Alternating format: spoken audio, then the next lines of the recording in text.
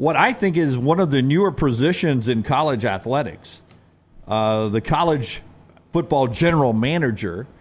And already as we head towards a salary cap era of college football in the near future, there is a demand for the Courtney Morgans of the world, who I guess is technically the first general manager in Alabama football history to have sort of that role. There have been people that managed the football program before, but he came with Kalen DeBoer from Washington in that role as general manager, and he was wanted so much by USC, and teams like Florida are searching for a general manager, that he gets a pay raise yesterday. I think it'll be confirmed today by the trustees, but according to reports, from $500,000 a year to $825,000 a year. And if you follow Alabama's recruiting and holding the roster together and Kalen DeBoer's right-hand man, it's worth it. Yeah, I think Courtney Morgan is like, okay, this is what the SEC is all about. Like, I haven't been involved in a game, and I've already gotten, I've already almost doubled up my salary here. The first time I had ever heard the term general manager in relation to college athletics was Courtney Morgan. Like, I hadn't heard about this before, and when people start to say, this is outlandish that somebody's making this kind of money. Wait. You remember when Scott Cochran got that big bump as a strength and conditioning coach. Everybody was like, it's worth it. To me, this general manager position is just as important. And now with NIL, you've got to have a guy that can operate this thing like a business. Money well earned from Courtney Morgan. Just wait until college football programs have to start hiring the guy that manages the salary cap, which will be in the next few years. That's going to feel really, really weird. Yeah, some people are saying that.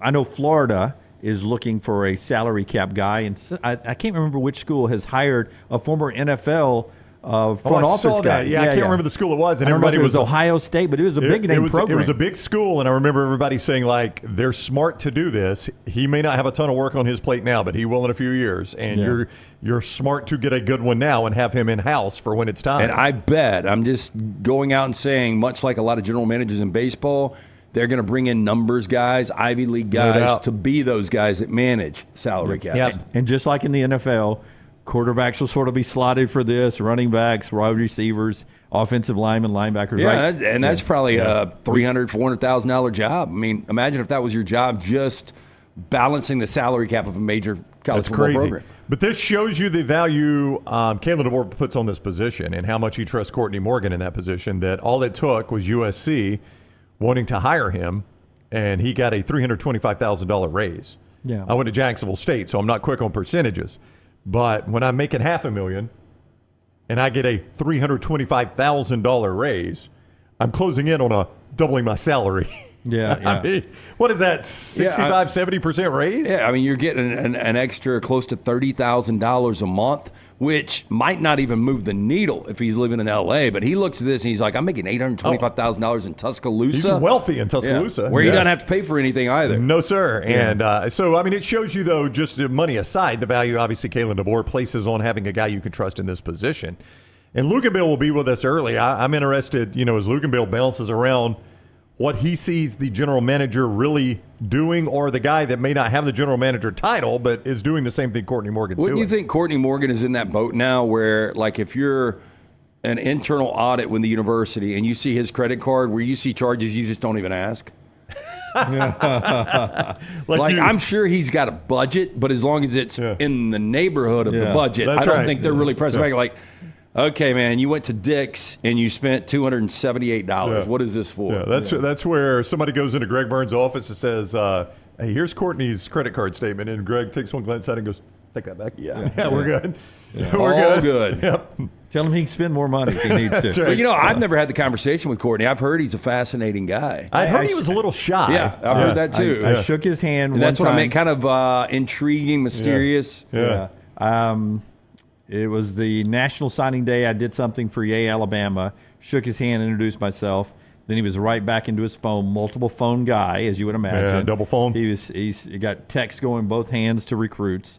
And I've DM'd him a couple of times. He has I guess it's okay to say, he's posted pictures before. He has a passion for cigars. Oh, yeah? Yeah. I thought you were going to say he had a burner phone. Yeah, I didn't know where you were going with that. Did he have a burner phone? And I joked with him. I said, I've had one cigar in my recent life. Let me Currently, guess, he threw up. And no, it was here. Remember, it was the day after. Remember, I left here Kalen DeBoer has signed. I went and bought it at the local smoke shop here and went home and smoked it. And remember, we shot a video. Oh, yeah, I remember. I laid down for a while because I got a little dizzy. Yeah. And he basically told me I wasn't smoking high. I need to move up quality of my cigar. Yeah, you went cheap, is what Courtney told you. I bet he'll get well, the it wasn't best. cheap to me. Yeah. So you got dizzy when you smoked it. I did. Yeah. Did Maggie step over you? She was out. Laid on the floor. I think she was out on girls' night. I think she was at Duke when it was going on. But Courtney Morgan gets a raise there over in the mybookie.ag chat room.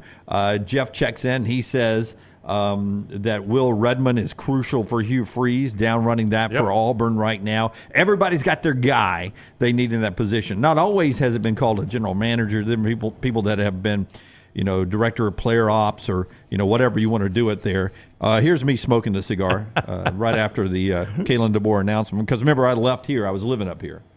Oh, that's right. Yeah. Until Alabama found a head coach, you were living in the studio. I'd forgotten that part. So inhaling is the mistake there. Yeah. Is the mistake. Yeah, you just puff a cigar, Jim. Yeah. You do not inhale. Go Bill Clinton. You don't inhale. Yeah. So so congratulations to Courtney. Hopefully he smoked them if he had them last night.